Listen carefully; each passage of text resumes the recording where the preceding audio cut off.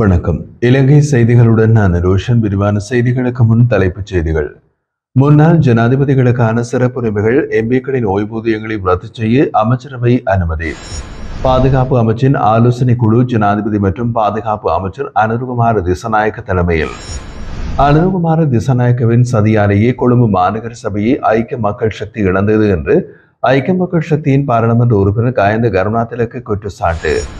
சபையில் எதிர்க்கட்சி உறுப்பினர்களின் கீழ்த்தரமான நடத்தை மற்றும் செயல்களை கட்டுப்படுத்த வேண்டிய பொறுப்பு எதிர்க்கட்சி தலைவருக்கு உள்ளது என்று பிமல் ரத்நாயக்க தெரிவிப்பு. தொடர்வது விரிவான செய்திகள். 1986 ஆண்டின் 4ஆம் இலக்க ஜனாதிபதி உரிமைகள் சட்டம் மற்றும் 1977 ஆண்டின் 1ஆம் இலக்க நாடாளுமன்ற ஓய்வூதிய சட்டம் ஆகியவை ரத்து செய்ய அமைச்சரவை அனுமதி வழங்கியுள்ளது.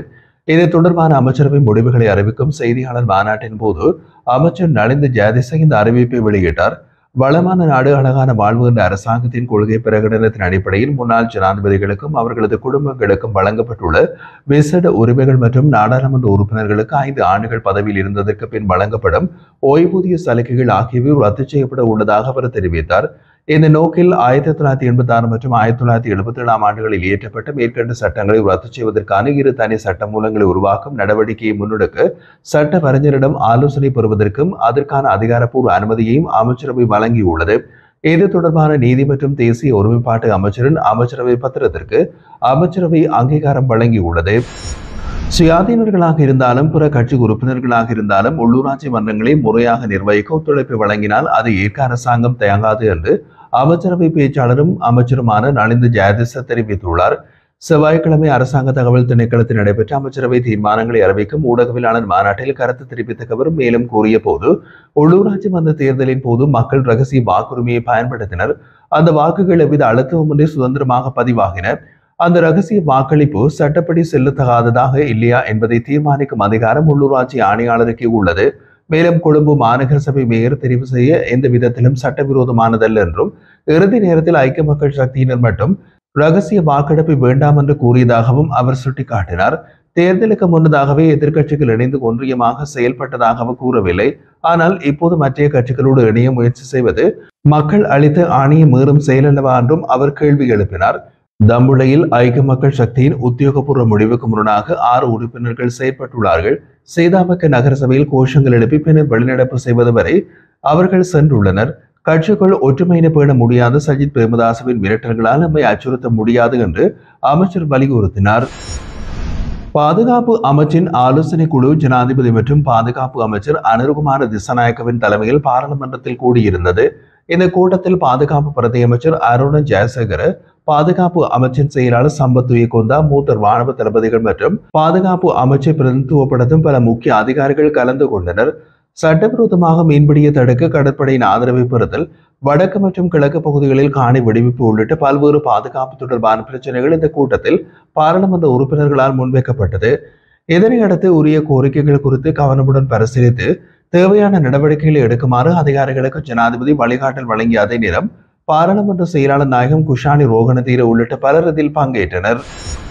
ஜனாதிபதி அனுருகுமார திசாநாயக்கவின் சதியாலேயே கொழும்பு மாநகர சபையை ஐக்கிய மக்கள் சக்தி இழந்தது என்று ஐக்கிய மக்கள் சக்தியின் பாராளுமன்ற உறுப்பினர் கயந்த கருணாதிலக்கு குற்றம் சாட்டினார். இது தொடர்பாக அவர் கூறுகையில், கொழும்பு மாநகர சபை ஐக்கிய மக்கள் சக்தியால் கைப்பற்ற விட வேண்டியதாக இருந்தது. 60க்கும் மேற்பட்ட உறுப்பினர்களை எங்கள் மேயர் வேட்பாளர் விசா சாருக்கிற்கு எழுத்து மூலமாக ஆதரவு வழங்குவதாக உறுதியளித்திருந்தனர். ஆனால் ஜெர்மனியிலிருந்து நாடு திரும்பியவுடன் ஜனாதிபதி அனுருகுமார திசாநாயக்க மாநகர சபை விடயத்தில் தலையிட்டு திட்டமிட்ட சதி ஒன்றை நடாத்தினார்.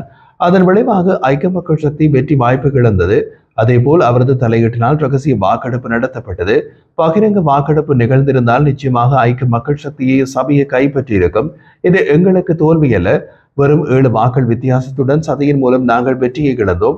இதனையடுத்து மேயராக தெரிவாக உள்ள தேசிய மக்கள் சக்தியின் உறுப்பினர் விராய்கலி பல்தாசருக்கு வாழ்த்துக்களை தெரிவிக்கிறோம் என்றும் கூறினார். கொழும்பு மாநகர சபை மேயர் தேர்தலில் எந்தவிதமான சதியும் நடத்தவில்லை. தோல்வியடைந்த ஐக்கிய மக்கள் சக்தி அணியினர் பொய்களை பேசி புலம்புவதை உடன் நிறுத்த வேண்டும் என்று தேசிய மக்கள் சக்தியை சேர்ந்த புதிய மேயர் விராய்கலி பல்தாசார் தெரிவித்துள்ளார். தேசிய மக்கள் சக்தியின் தலைவரான ஜனாதிபதி அனுருகுமார திசாநாயக்கவின் சதியாலேயே கொழும்பு மாநகர சபை ஐக்கிய மக்கள் சக்தி இழந்தது என்று ஐக்கிய மக்கள் சக்தியின் நாடாளுமன்ற உறுப்பினர் கயந்த கருணாதிலக்கு முன்வைத்த குற்றச்சாட்டுக்கு பதிலளித்த போது மேயர் விராய்கலி பல்தசார் இதனை கூறியுள்ளார். இது குறித்து அவர் மேலும் விளக்குகையில், மேயர் தேர்தலில் நமது கட்சியின் தலைவர் அல்லது ஏதேனும் உயர் அதிகாரிகள் தலையீடு செய்ததில்லை. தேர்தல் முற்றிலும் ஜனநாயக ரீதியாக நடைபெற்றது. எனக்கு 61 உறுப்பினர்களின் ஆதரவு கிடைத்தது. இதில் நிச்சயமாக ஜனநாயக வெற்றி. அதேவேளை ஐக்கிய மக்கள் சக்தி சபையை கைப்பற்ற பல வியூகங்களை வகுத்திருந்தாலும் அவை தோல்வியடைந்து விட்டது. தற்போது அவர்கள் மக்கள் முன்னிலையில் பொய்கள் கூறி தங்கள் தோல்வியை மறைக்க முயல்கின்றார்கள். மேயர் தேர்தலில் எந்த ஒரு சதியையும் காணவில்லை. இவ்வாறு தொடர்ந்து புலம்புவதையும் பொய்கள் பரப்புவதையும் நிறுத்த வேண்டும். இப்போது என் முன்வரிசை கொழும்பு மாநகரத்திற்கான செயல் திட்டங்களை முன்னெடுத்து நகர வளர்ச்சிக்கு உறுதியான பணிகளை மேற்கொள்வதுதான். இதற்கான சபை ஒத்துழைப்பை எதிர்பார்க்கிறேன் என்றார். பாராளுமன்றத்தில் சில எதிர்க்கட்சி உறுப்பினர்களால் காணப்பட்ட கீழ்த்தரமான நடத்தை மற்றும் செயல்களை கட்டுப்படுத்த வேண்டிய முழு பொறுப்பும் எதிர்க்கட்சி தலைவருக்கே உள்ளது. அவர் அதை செய்ய தவறினால் அந்த பதவியில் இருப்பதற்கு தீர்மானிக்க முக்கியத்துவம் குறைவாகிறது என்று சபை முதல்வரும் அமைச்சருமான பிமல் ரத்நாயக்க தெரிவித்துள்ளார். செவ்வாய்க்கிழமை நடைபெற்ற பாராளுமன்ற அமர்வின் போது மேலதிக கேள்விகளுக்கு அனுமதி மறுக்கப்பட்டதை எதிர்த்து எதிர்க்கட்சியின் சபையிலிருந்து வெளியேறினர். அதன்போது எழுந்து உரையாற்றிய போதே சபை முதல்வர் மேற்கண்ட கருத்துக்களை வெளியிட்டார். பாராளுமன்றத்தில் சண்டைத்தனமான முறையில் செயல்பட அனுமதி வழங்க முடியாது. சபையின் கௌரவத்தையும் நடைமுறைகளையும் பாதுகாப்பது அரசாங்கத்தின் கடமையாகும். மிளகாய் தூள் போன்ற தாக்குதல்களுக்கு இடமளிக்க முடியாது என்றார். மேலும் சில எதிர்க்கட்சியினர் காட்டும் நடத்தை வெறுக்கத்தக்கது என்றும் இவ்வாறான செயற்பாடுகளை எதிர்க்கட்சி தலைவர் கவனித்து தக்க நடவடிக்கைகளை எடுக்க வேண்டிய அவசியம் உள்ளதாகவும் அவர் சுட்டிக்காட்டினார். இதனை கட்டுப்படுத்த தவறினால் அந்த பதவியில் தொடர்ந்து இருப்பது பொருத்தமல்ல என்றும் அவர் கூறினார். எதிர்க்கட்சி தலைவராக சஜித் பிரேமதாஸ் தொடர வேண்டும் என்ற நிலைப்பாட்டில் உள்ளோம். ஆனால் பாராளுமன்ற நடவடிக்கைகள் ஒழுங்காக நடைபெற எதிர்க்கட்சி தலைவர் உட்பட அனைத்து எதிர்க்கட்சியினரும் ஒத்துழைப்பு வழங்க வேண்டும் என்றும் பிமல் ரத்நாயக்க வலியுறுத்தினார்.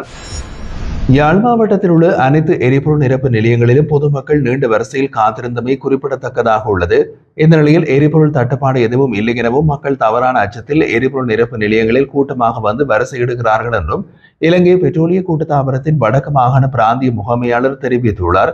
இது குறித்து அவர் கூறிய போது, வடக்கு மாகாணத்தில் போதுமான அளவில் எரிபொருள் இருப்பு உள்ளது. நிரப்பு நிலையங்கள் வளமையான முறையில் செயல்பட்டு எரிபொருளை தொடர்ச்சியாக விநியோகித்து வருகின்றன என்று கூறினார். அதே சமயம் செயற்கையான தட்டுப்பாடுகளை உருவாக்க வேண்டாம் எனவும் நாட்டில் போதிய அளவு எரிபொருள் இருப்பதாகவும் அரசாங்கம் எச்சரிக்கை விடுத்துள்ளது. அத்துடன் மத்திய கிழக்கில் நிலவும் போர் சூழ்நிலை எரிபொருள் விநியோகத்திற்கு இடையூறாக இருக்கலாம் என்ற அச்சம் மக்களை அதிக அளவில் எரிபொருள் கையிருப்பில் வைக்க தூண்டியுள்ளது. இதன் விளைவாக நாடு முழுவதும் உள்ள எரிபொருள் நிரப்பு நிலையங்களில் பொதுமக்கள் நீண்ட வரிசையில் காத்திருப்பது ஒரு பரவலான காட்சியாக மாறியுள்ளது. இதேவேளை எரிபொருள் பற்றாக்குறையை சுற்றியுள்ள தவறான மற்றும் போலியான செய்திகள் காரணமாக பொதுமக்கள் ஏமாற வேண்டாம் என்று அமைச்சரவை பேச்சாளர் நலிந்த ஜாதிச வலியுறுத்தியுள்ளார்.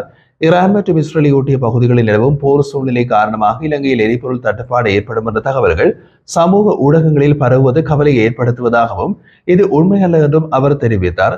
மேலும் அடுத்த 2 மாதங்களுக்கு தேவையான அளவில் எரிபொருள் இருப்பு இலங்கை பெட்ரோலிய கூட்டுத்தாபனத்திடம் உள்ளது என்றும் கூறியுள்ளார். எனவே பொதுமக்கள் சமூக ஊடகங்களில் பரவும் தவறான தகவல்களை குறித்து விழிப்புடன் இருக்க வேண்டும் என்றும் உண்மைக்கு அடிப்படையற்ற செய்திகளை நம்பி அச்சமடைய வேண்டாம் என்றும் அமைச்சர் நலிந்த ஜாதிச கேட்டுக் கொண்டார்.